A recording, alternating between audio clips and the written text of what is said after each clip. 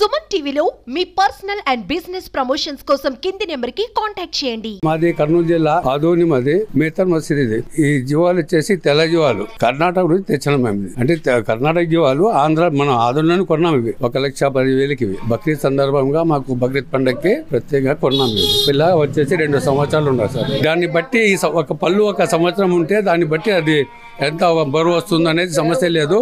ఆ పళ్ళుని బట్టి తీసుకుంటాం మేము. ఒక పళ్ళు ఇంత ఉంటుంది, ఒక 2 పళ్ళు ఇంత, 3 పళ్ళు ఇంత, 3 పళ్ళు వేస్తా పళ్ళు తీసుకుంటాం. అవి సార్ మన కుర్బానీ వరకు ఇస్తాం సార్. అంతే.